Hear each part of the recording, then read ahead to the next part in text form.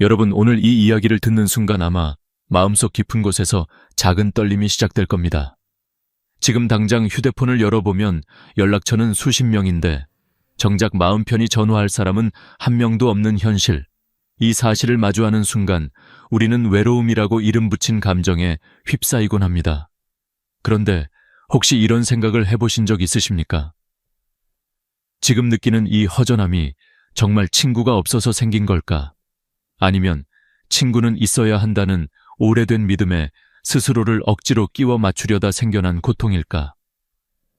나이가 들수록 관계가 줄어드는 것은 지극히 자연스러운 일인데 우리는 그 자연스러움을 죄처럼 받아들이며 스스로를 몰아붙입니다. 예순을 넘긴 어느 날 거울을 보면 젊을 때와 달라진 피부, 깊어진 주름, 예전만 못한 체력이 눈에 들어오듯 인간관계 역시 흘러가는 강물처럼 밀려나가는 것이 당연한데도 우리는 그 사실을 인정하려 들지 않습니다. 특히 한국 사회는 젊을 때부터 사람이 많아야 성공한 삶이라는 믿음을 우리 머릿속 깊이 새겨 놓았습니다. 직장 생활에서는 인맥이 중요하다고 배웠고, 학교에서는 친구들이 많아야 외톨이가 아니라며 주변을 둘러싸도록 요구받았습니다. 하지만 정작 인생의 후반전에서는 그 법칙이 통하지 않습니다. 관계를 넓히는 것이 아니라 줄여야 비로소 편안해지는 시기가 찾아옵니다. 문제는 우리의 마음이 아직 그 변화를 따라가지 못하고 있다는 것입니다. 예를 들어 은퇴한 뒤 사람들의 연락이 하나둘 줄어들기 시작하면 우리는 스스로에게 묻습니다. 내가 뭘 잘못한 걸까? 내가 매력이 없어진 걸까? 하지만 진실은 그 반대입니다. 나이가 들수록 관계가 줄어드는 건 실패가 아니라 선택입니다. 마치 계절이 바뀌면 나무가 잎을 떨구듯 인생도 어느 순간 불필요한 관계를 내려놓는 시기가 찾아옵니다. 그렇게 해야 새로운 가지가 자라고 나무가 단단해지듯 우리 마음도 가벼워지고 단단해지는 겁니다. 실제로 많은 심리 연구에서도 60세 이후 인간의 가장 중요한 심리 변화는 관계 축소라고 합니다. 즉, 에너지 소모만 하고 의미는 주지 않는 관계를 자연스럽게 멀리하는 변화가 나타난다는 것이지요.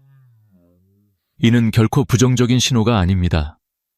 오히려 삶의 본질을 이해하기 시작했다는 신호입니다. 과거에는 외롭지 않기 위해 사람들과 계속 연결되어 있어야 한다고 믿었습니다. 그러나 이제는 외로움을 회피하는 것보다 마음의 평온을 지키는 것이 더 중요한 시기로 넘어온 것입니다.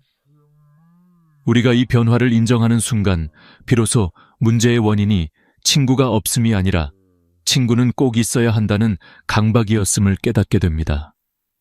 많은 분들이 예전에는 사람들과 어울리면 즐거웠는데 요즘은 자꾸 피곤하고 말수가 줄어든다고 말씀하십니다. 이유는 간단합니다. 젊을 때는 타인의 시선, 사회적 체면, 직장 내 역할 때문에 억지로라도 어울려야 했습니다.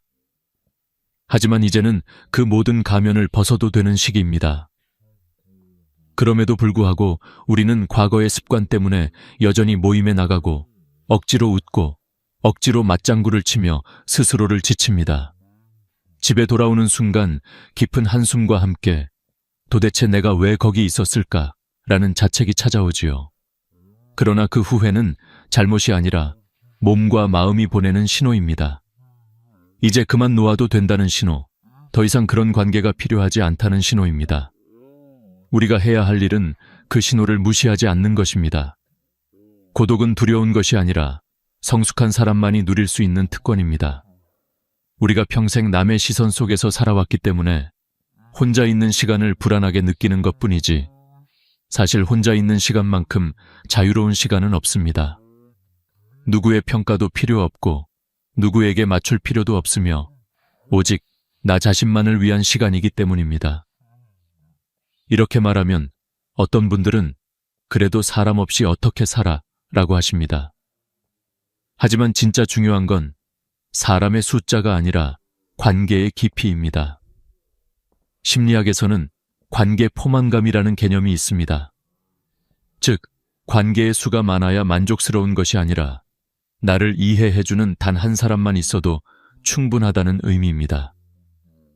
그러나 가장 중요한 사실은 그 한 사람이 꼭 타인이어야 할 필요도 없다는 점입니다. 나 자신이 그 사람이 될 수 있습니다. 고독 속에서 우리는 비로소 나 자신을 만나게 됩니다. 내가 무엇을 좋아하는지, 무엇이 힘들었는지, 내가 진짜 어떤 사람인지, 이 시간을 통해 우리는 늦은 나이에 다시 한번 삶의 중심을 재정비하게 됩니다. 나이를 먹는다는 것은 누군가에게 더 의존하게 된다는 의미가 아니라 오히려 스스로를 더 깊이 이해하고 단순한 것에 감사하며 살아가는 법을 배워가는 과정입니다. 친구가 줄어드는 것이 두려움으로 느껴진다면 그것은 변화가 나에게 다가오고 있다는 신호이며 그 변화가 나를 더 자유로운 삶으로 이끌 것이라는 예고입니다. 그러니 이제는 스스로에게 이렇게 말해 보십시오. 혼자여도 괜찮아. 나는 나와 함께 할 수 있어. 그 순간 외로움은 사라지고 고요한 평온이 찾아올 것입니다. 이것이 예순 이후 우리가 도달해야 할 첫 번째 지혜입니다. 나이가 예순을 넘어서면 삶의 속도는 자연스럽게 바뀝니다.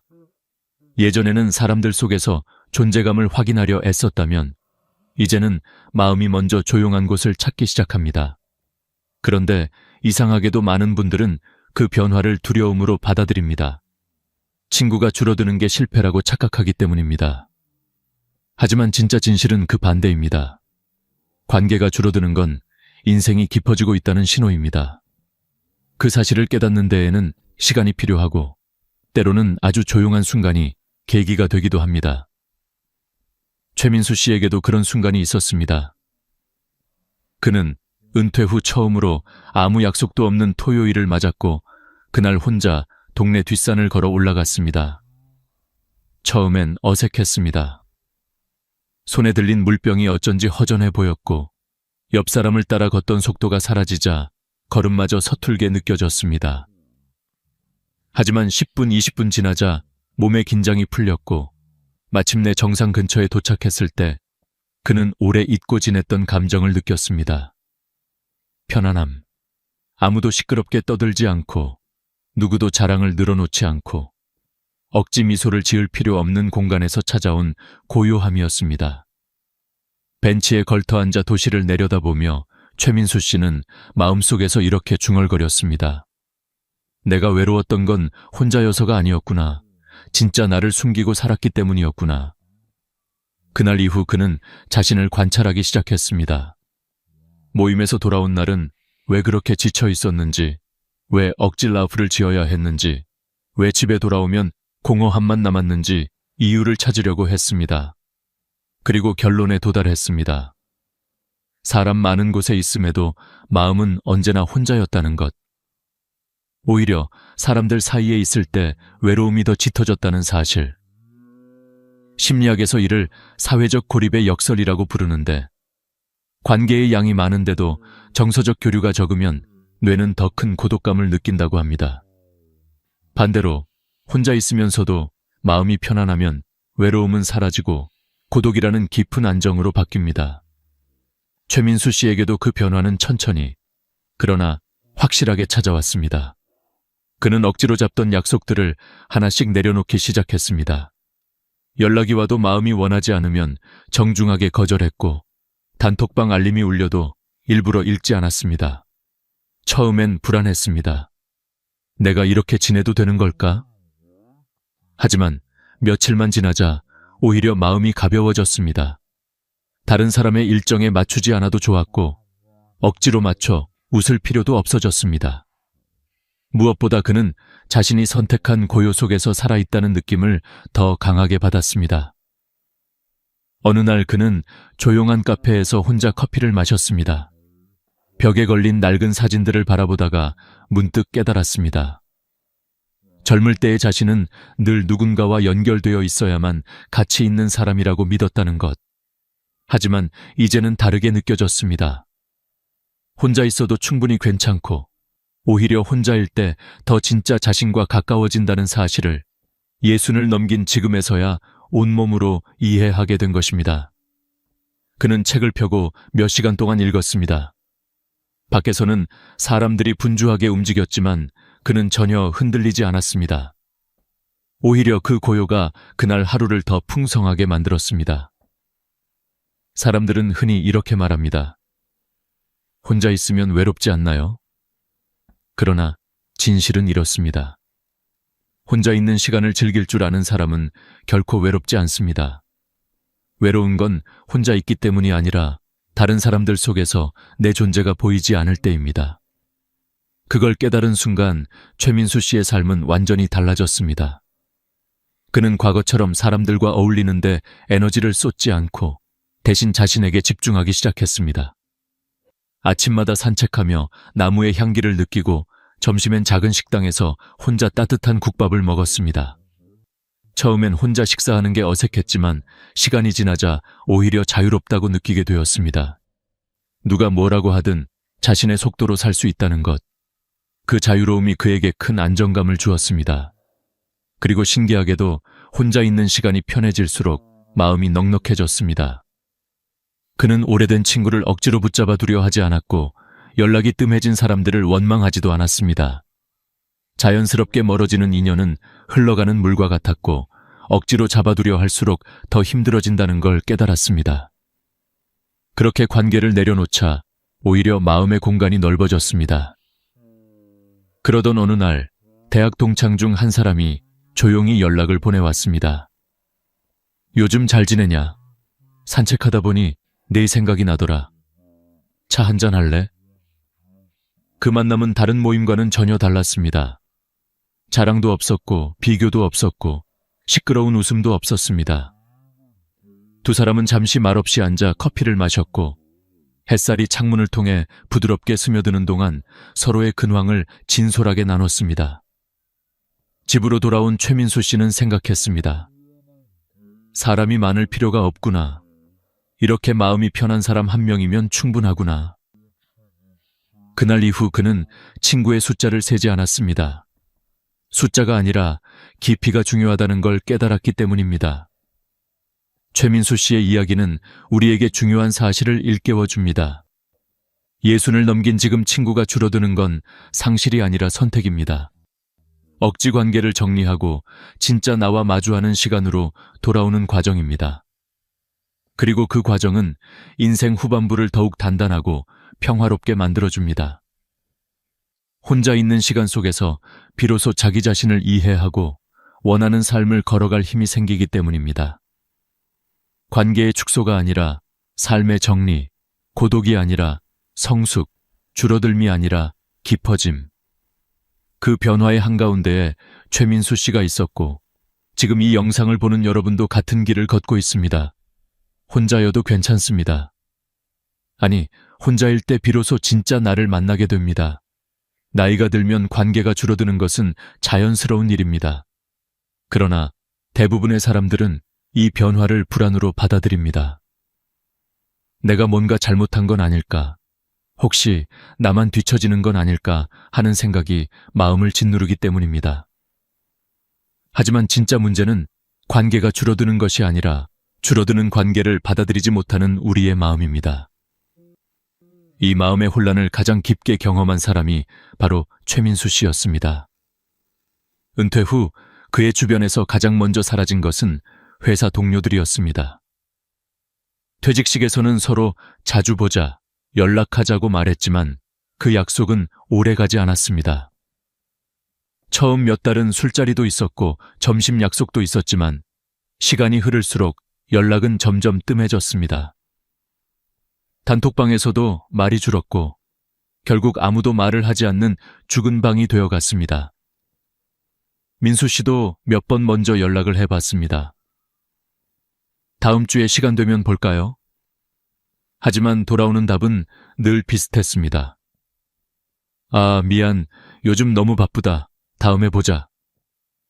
그러면서 실제 다음은 오지 않았습니다. 그의 마음 한편엔 씁쓸함이 쌓였습니다.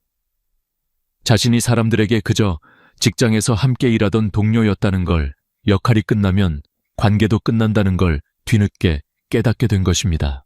그러나 더 큰 충격은 오래 알고 지낸 대학 동창 모임에서 왔습니다.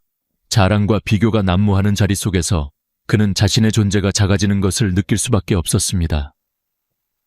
누군가는 우리 아들 대기업 들어갔어 라고 자랑했고, 누군가는 손주가 서울대 간다더라고 말했습니다. 또 다른 사람은 최근 주식으로 돈을 얼마나 벌었는지 큰 소리로 떠들었습니다. 그 화려한 말들 속에서 민수 씨는 자연스럽게 침묵하게 되었습니다. 그의 자녀는 각자 바쁘고 은퇴 후 큰 소득도 없는 자신에게는 자랑할 것이 없었습니다. 그는 억지로 웃으며 고개만 끄덕여야 했습니다. 하지만 집에 돌아오는 길은 이상하리만큼 무거웠습니다.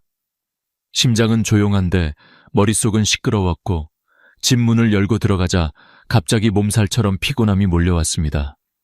거울 속 자신을 보며 그는 중얼거렸습니다. 내가 왜 저 자리에 있었지? 저 사람들이 정말 그리웠던 걸까? 아니면 혼자 있기 싫어서 억지로 나간 걸까? 이런 질문들이 그를 괴롭혔습니다. 그러나 이 질문들은 사실 그의 마음속 변화가 시작되었다는 신호였습니다. 심리학에서는 이를 내적 경계의 등장이라고 합니다. 나이가 들수록 사람의 감정은 더 섬세해지고 마음의 경계는 더 뚜렷해집니다. 예전엔 아무렇지 않게 넘기던 말들도 상처로 다가오고 에너지를 낭비하는 관계를 몸이 먼저 거부하게 됩니다. 관계가 줄어드는 것이 두려운 것이 아니라 내 마음을 이해하지 못하는 채 억지로 관계에 매달리는 것이 더 큰 고통이 되는 것입니다. 민수 씨도 처음엔 혼란스러웠습니다. 자신이 변한 것인지 혹은 사람들이 변한 것인지 알 수 없었습니다. 하지만 한 가지는 확실했습니다. 예전엔 관계의 숫자가 자신을 지탱해줬다면 이제는 관계의 질이 자신의 마음을 보호해준다는 사실입니다. 젊을 때는 시끄러운 자리 속에서 어울리는 것 자체가 즐거움이었습니다. 그러나 나이가 들수록 깊은 대화, 진심 어린 시선, 억지 없는 만남이 더 중요해졌습니다. 결국 그는 결심했습니다. 의미 없는 자리는 가지 않기로, 억지로 연락하지 않기로, 관계가 사라지는 것을 두려워하지 않기로 말입니다. 그는 혼자 있는 시간에 집중하며 자신을 돌보는 방법을 하나씩 배우기 시작했습니다. 가장 먼저 실천한 건 매일 20분 산책이었습니다. 집 근처 공원을 천천히 걸으며 나무와 바람을 느낄 때 마음이 조용해졌습니다. 전에는 이런 고요가 불편했지만 이제는 그 고요가 하루 중 가장 소중한 시간으로 자리 잡았습니다. 산책 후에는 커피숍에서 좋아하는 아메리카노를 마시며 창밖을 바라보는 시간이 일상의 루틴이 되었습니다. 누구와 수다를 떨 필요도 없었고 괜히 밝은 척할 필요도 없었습니다. 그저 고요하게, 자연스럽게 자기 자신과 함께 머무는 시간이었습니다. 그러던 어느 날 그는 우연히 한 문구를 읽게 되었습니다. 고독은 혼자가 아니라 나와 함께 있는 시간이다. 이 말이 민수 씨 마음 깊숙이 들어왔습니다. 혼자 있는 시간이 고통이라 느껴졌을 때는 외로움이었지만 혼자 있는 시간이 편안해지자 그것이 고독이 되었다는 걸 깨닫게 된 것입니다. 이렇게 마음의 안정이 찾아오자 신기한 변화가 생겼습니다. 억지로 연락했던 사람들은 자연스럽게 떠났지만 진짜 소중한 사람들과의 관계는 오히려 더 깊어졌습니다. 오래 알고 지냈지만 진심을 나누지 못했던 사람들은 사라졌고 가끔 연락해도 따뜻하게 이어지는 단 한 명의 친구가 남았습니다. 어느 날 그 친구에게서 문자가 왔습니다. 민수야, 요즘 잘 지내지? 바람 쐬기 좋던데 같이 커피 한잔 할래? 민수 씨는 그를 만났습니다. 시끄러운 동창 모임과 달리 이 만남은 조용했습니다. 서로의 근황을 나누고 최근 느낀 감정들을 털어놓으며 두 사람은 오래도록 대화를 나눴습니다. 그 자리에서 민수 씨는 깨달았습니다. 친구가 많을 필요가 없구나. 내 마음이 편한 사람 한 명이면 충분하구나. 이 깨달음은 예순 이후의 삶을 완전히 바꿔놓았습니다. 그는 더 이상 외롭지 않았습니다. 오히려 혼자 있는 시간이 풍요로웠고 조용한 산책과 차 한 잔이 삶을 채우는 중요한 순간이 되었습니다. 친구가 줄어드는 건 상실이 아니라 선택이라는 걸 알게 되었고, 그 선택이 인생의 후반부를 얼마나 평화롭게 만드는지 몸으로 실감하게 된 것입니다. 민수 씨의 변화는 우리 모두에게 중요한 메시지를 줍니다. 관계를 붙잡는 것이 아니라 관계를 내려놓는 용기를 가질 때 비로소 진짜 나와 마주할 수 있다는 사실. 그리고 그 순간부터 우리는 더 이상 외롭지 않습니다. 많은 사람들이 예순을 넘기면 외로움이 점점 커진다고 말합니다. 하지만 진짜 문제는 외로움 자체가 아니라 우리가 외로움을 어떻게 해석하느냐에 있습니다. 어떤 사람에게 외로움은 고통이지만 또 다른 사람에게는 새로운 삶을 시작하는 문이 되기도 합니다. 최민수 씨의 변화는 바로 그 두 가지 길 중 하나를 선택하는 순간이었습니다. 그는 더 이상 과거의 관계에 매달리지 않기로 결정했습니다. 그 결정을 통해 그는 외로움을 고독으로 바꾸는 방법을 직접 체험하게 된 것입니다. 하지만 그 변화의 과정은 단순하지 않았습니다. 마음 깊은 곳에서 올라오는 불안과 맞서는 연습이 필요했고, 익숙했던 관계를 떠나보내는 용기가 필요했습니다. 처음 변화가 시작되었을 때 그는 종종 혼자 있는 저녁 시간이 낯설었습니다. 예전에는 늘 누군가와 약속이 있었고 모임이 있었고 술자리가 있었습니다. 하지만 이제는 아무도 연락하지 않았고 집안은 조용했습니다. 텔레비전 소리만 공허하게 울리는 그런 밤이면 문득 생각이 스쳤습니다. 혹시 내가 너무 고립된 건 아닐까? 하지만 바로 그때 그는 자신에게 이렇게 말했습니다. 이건 고통이 아니라 회복의 과정이야. 마음을 다잡기 위해 그는 혼자 있는 시간을 채우는 작은 의식을 만들었습니다. 매일 밤 잠들기 전에 조용히 불을 낮추고 작은 스탠드를 켜고 일기장을 펼쳐 하루 동안 있었던 일을 차분히 적기 시작했습니다. 한 장을 채우기 어려운 날도 많았지만 그는 꾸준히 적으면서 자신을 조금씩 들여다보기 시작했습니다. 그러다 보면 마음속 깊은 곳에서 작은 변화의 파동이 일어났습니다. 오늘은 산책하면서 바람이 참 좋았다. 혼자 커피를 마시는 시간이 의외로 평온했다. 이렇게 사소한 문장들이 모여 하나의 감정이 되었습니다. 바로 나는 혼자 있어도 괜찮다는 감정이었습니다.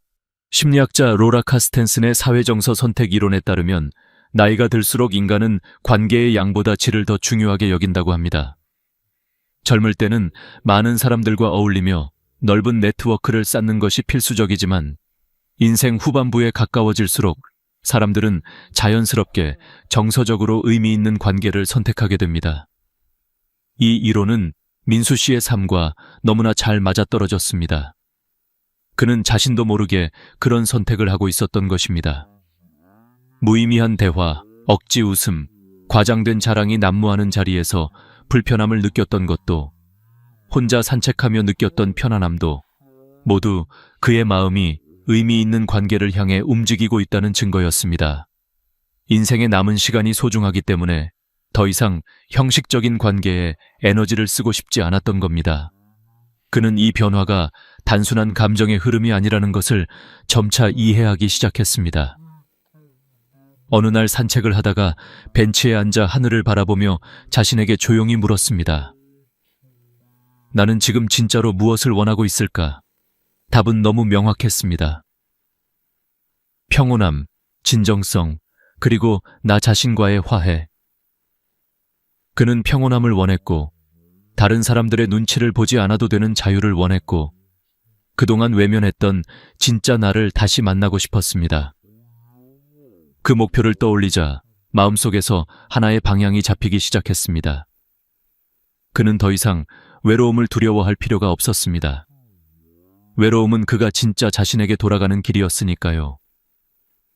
그러나 이 과정 속에서 또 하나의 중요한 깨달음이 찾아왔습니다. 바로 사람은 혼자 있어도 연결될 수 있다는 것입니다. 물리적으로 함께 있지 않아도 마음으로 이어질 수 있는 사람들이 있습니다. 실제로 민수 씨가 자기 자신과의 시간을 진심으로 받아들이기 시작했을 때 주변 사람들과의 관계도 오히려 더 자연스럽게 변했습니다. 그는 억지로 연락하지 않았습니다. 대신 마음에서 우러나올 때만 문자를 보냈고 가고 싶은 모임에만 나갔습니다. 그러자 사람들과의 대화도 훨씬 더 진심이 되었습니다. 억지로 웃을 필요도 없고 분위기를 맞추기 위해 힘을 들일 필요도 없었습니다. 자연스러움이 자리잡자 관계의 무게도 가벼워졌습니다. 그제서야 그는 알게 됐습니다. 혼자 있는 사람이 외로운 것이 아니라 억지로 많은 사람들 속에 있으면서도 이해받지 못하는 사람이 진짜 외로운 것이다. 어느 날 그는 동네 카페에서 혼자 책을 읽고 있었습니다. 따뜻한 햇살이 창문 너머로 들어오는 고요한 오후였습니다. 커피 향이 은은하게 퍼지고 조용한 음악이 흐르고 그는 그 속에서 편안함을 느꼈습니다. 바로 그 순간 그는 깨달았습니다. 지금 이 시간이 누군가와 있는 시간보다 더 좋다. 그 깨달음은 그에게 큰 힘이 되었습니다. 혼자 있는 시간이 풍요로운 사람만이 진짜로 누군가와 건강한 관계를 맺을 수 있다는 걸 알게 된 것입니다.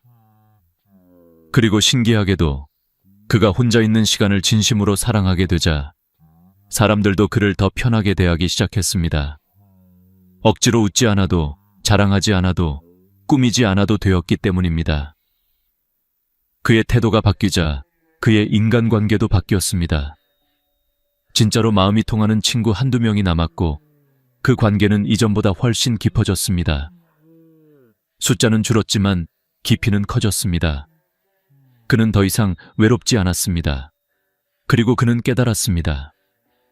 외로움은 관계가 줄어서 생기는 것이 아니라 나 자신과 멀어져서 생기는 것이다. 민수 씨의 이야기는 우리에게 중요한 진실을 알려줍니다. 나이가 들수록 친구가 줄어드는 건 실패가 아니라 성숙입니다. 관계가 정리되는 것은 잃어버리는 것이 아니라 회복하는 과정입니다. 그리고 혼자 있는 시간이 늘어나는 것은 고통이 아니라 선물입니다. 그 시간 속에서 우리는 비로소 진짜 자신을 만나고 마음의 평온을 찾고 무리 속에서 잃어버렸던 나를 되찾을 수 있기 때문입니다. 나이가 60을 넘어서면 사람들은 자연스럽게 관계의 정리라는 커다란 변화를 마주하게 됩니다. 그리고 이 변화는 어느 날 갑자기 찾아오는 것이 아니라 마음속 어딘가에서 천천히 싹트는 미묘한 감정에서 시작됩니다. 더 이상 억지로 웃기 싫고 괜히 피곤해지는 만남이 늘어나고 누군가의 말 한마디에 괜히 마음이 흔들리고 집에 돌아와 한숨이 깊어지는 순간들이 잦아집니다. 많은 분들이 이때 스스로를 탓합니다. 내가 예전보다 덜 사교적인 건가? 내가 변한 건가? 하지만 사실은 정반대입니다. 변한 것이 아니라 성숙해진 것입니다. 젊었을 때는 사람들 사이에서 인정받고 싶고 관계를 넓히고 싶은 욕구가 강했습니다. 하지만 시간이 지나면 내 삶의 에너지, 내 마음의 평온, 내 정신의 여유가 얼마나 소중한지 알아차리게 됩니다. 그래서 불필요한 관계에 마음을 쓰고 싶지 않게 되는 겁니다. 이건 결코 이기적인 변화가 아닙니다. 오히려 내 마음을 지키기 위한 자연스러운 선택입니다. 60을 넘기고 나는 누군가와 만나고 돌아올 때마다 점점 지쳐가는 자신을 발견하게 됩니다. 대화의 절반 이상이 자랑이거나 비교가 되고 나의 이야기는 들어주지 않는 사람들 사이에 있을 때 마음이 황량해집니다. 누군가와 식사를 해도 공허하고 모임 자리에서 억지로 웃다가 돌아오면 더 외로워집니다. 이런 감정을 느꼈다면 두려워하지 마십시오. 오히려 지금이야말로 삶을 다시 갈무리할 시간입니다. 그리고 이 변화가 주는 가장 큰 메시지는 하나입니다. 이제는 나를 중심에 놓고 살아야 한다는 것. 남들이 나를 어떻게 볼까 고민하던 삶에서 벗어나 내가 내 삶을 어떻게 느끼는지가 더 중요해지는 시기입니다. 심리학에서는 이를 정서적 선택성 이론이라고 부릅니다. 인간은 나이가 들수록 남은 시간이 소중해진다는 걸 무의식적으로 깨닫습니다. 그래서 의미 없는 관계보다는 깊고 따뜻한 관계에 집중하고 싶어집니다. 젊을 때처럼 여러 사람을 만나고 떠들고 웃는 것이 더 이상 즐거움이 되지 않는 이유입니다. 대신 조용한 공간에서 나만의 시간을 보내고 몇 안 되는 편한 사람과 깊은 대화를 나누는 순간들이 마음을 더 따뜻하게 만듭니다. 이것은 관계가 줄었기 때문이 아니라 관계의 질이 깊어졌기 때문입니다. 그리고 이 시기에 꼭 필요한 것은 불필요한 관계를 억지로 붙잡지 않는 용기입니다. 우리는 종종 오랫동안 알고 지냈다는 이유로 혹은 끊기면 애매할까봐 불편한 인간관계를 유지하려고 합니다. 그러나 관계는 억지로 유지된다고 해서 가치가 생기지 않습니다. 오히려 억지로 유지되는 관계는 마음을 더 피곤하게 만들 뿐입니다. 만나면 기운이 빠지고 대화가 끝나면 공허해지고 돌아오는 길에 왜 나는 오늘도 저기 있었을까 하는 후회가 남는 관계라면 그것은 이미 끝난 관계입니다. 끝났다고 해서 누가 잘못한 것도 아니고 누구를 탓할 필요도 없습니다. 그냥 삶의 흐름이 서로 다른 방향으로 흘러가고 있을 뿐입니다. 오히려 이런 관계를 자연스럽게 놓아줄 수 있어야 합니다. 흘러가는 물을 붙잡아둘 수 없듯이 멀어지는 인연도 잡아둘 수 없습니다. 중요한 것은 억지로 끊는 것이 아니라 억지로 붙잡지 않는 것입니다. 마음속에서 이 관계는 더 이상 편하지 않다는 신호가 들린다면 차분히 거리를 두고 나의 평온을 우선으로 두십시오. 그러면 놀랍게도 진짜 필요한 사람들은 자연스럽게 남습니다. 억지로 붙잡지 않아도 되는 사람들, 꾸미지 않아도 되는 사람들, 침묵 속에서도 편안한 사람들. 나이가 들수록 이런 관계 한두 개만 있어도 충분합니다. 그리고 나이가 들수록 중요한 또 하나의 관계가 있습니다. 바로 자기 자신과의 관계입니다. 혼자 있는 시간을 두려워하는 사람일수록 외로움에 취약합니다. 반대로 혼자 있는 시간을 즐길 줄 아는 사람은 외롭지 않습니다. 왜냐하면 그 시간 속에서 자신의 감정을 돌보고 자신과 대화를 나누고 스스로를 위로하고 격려하는 법을 배우기 때문입니다. 혼자 걷는 산책길, 혼자 마시는 따뜻한 차 한 잔, 혼자 읽는 책 한 권. 이런 시간들은 우리가 나이를 먹을수록 더 큰 힘을 줍니다. 남들에게 보여주기 위한 삶이 아니라 나를 위한 삶이 시작되는 순간이기도 합니다. 이제부터는 관계의 숫자가 아니라 깊이가 중요합니다. 수십 명의 얕은 인연보다 진심을 나눌 수 있는 한 명이면 충분합니다. 그 한 명마저 없어도 괜찮습니다. 왜냐하면 가장 소중한 친구는 결국 나 자신이기 때문입니다. 나를 이해하고, 나를 위로하고, 나를 따뜻하게 안아줄 수 있다면 우리는 외롭지 않습니다. 혼자 있는 시간은 절대 벌이 아닙니다. 오히려 인생 후반부에 주어진 가장 큰 선물입니다. 그 선물을 두려워하지 마시고 차분히 받아들이십시오. 그러면 어느 순간 외로움은 고독으로 바뀌고 고독은 평온으로 바뀌고 그 평온은 다시 삶의 지혜로 이어집니다. 여러분, 관계가 줄어드는 건 슬픈 일이 아닙니다. 오히려 마음이 성숙해지고 있다는 증거입니다. 이제는 억지로 웃지 않아도 되고 억지로 맞추지 않아도 되고 억지로 이야기거리를 만들지 않아도 됩니다. 세상의 기준이 아니라 나의 감정이 기준이 되는 시기. 그게 바로 예순 이후의 삶이며 그 삶은 생각보다 훨씬 따뜻합니다. 예순을 넘어서면 많은 것들이 달라집니다. 몸의 속도도 느려지고 마음의 결이 더 섬세해지고 삶을 바라보는 눈도 깊어집니다. 그리고 이 시기에 찾아오는 가장 중요한 변화는 바로 내 삶의 주인이 나 자신이 되어간다. 는 사실입니다. 평생 가족을 위해, 일터를 위해, 타인의 기대를 위해 살아왔던 시간에서 조금씩 벗어나 이제는 나를 위해 살아도 된다는 메시지가 마음 깊은 곳에서 올라오기 시작합니다. 하지만 문제는 많은 사람들이 이 변화를 두려워한다는 겁니다. 혼자가 된 순간을 실패라고 생각하고 관계가 줄어드는 것을 상실이라고 여기고 조용한 시간을 외로움이라고 착각합니다. 그러나 진실은 그 반대입니다. 조용해지는 시간 속에서 비로소 나의 진짜 목소리가 들리고 혼자 있는 순간 속에서 깊이 있는 삶이 시작됩니다. 우리 사회는 늘 함께를 강조해왔습니다. 외로운 사람은 잘못된 사람처럼 여겨졌고, 친구가 많은 사람이 사회적으로 성공한 사람처럼 보였습니다. 하지만 실제로 심리학 연구는 전혀 다른 결과를 보여줍니다. 인생 후반부의 행복은 관계의 숫자가 아니라 관계의 질에서 온다는 사실이 여러 연구를 통해 지속적으로 밝혀지고 있습니다. 미국 스탠퍼드 대학의 연구팀은 60세 이상 노년층을 10년간 추적 조사한 끝에 이런 결론을 내렸습니다. 넓은 인간관계보다 깊은 인간관계가 인생 후반의 만족도를 결정한다. 그리고 또 하나 중요한 결론. 혼자 있는 시간을 긍정적으로 받아들이는 사람일수록 우울 위험이 낮고 삶의 만족도는 높다. 예순 이후의 삶은 더 이상 타인 중심의 삶이 아닙니다. 내가 주인이 되는 삶입니다. 여기서 가장 먼저 해야 할 일은 혼자 있는 시간을 두려워하지 않는 것입니다. 혼자 있는 시간은 생각보다 많은 기회를 품고 있습니다. 혼자 있을 때 비로소 나의 감정이 들리고 나의 상처가 드러나고 나의 진짜 욕구가 모습을 드러냅니다. 누구와도 비교할 필요 없고 누구에게 인정받을 필요도 없는 순수한 나만의 시간. 그 시간 속에서 우리는 스스로에게 질문을 던지게 됩니다. 나는 지금 행복한가?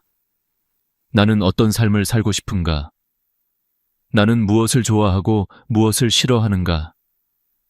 그동안 너무 바빠서 외면했던 질문들, 너무 많은 사람들 속에 섞여 있어서 들리지 않았던 목소리들, 그 모든 것이 혼자 있는 시간 속에서 선명해집니다.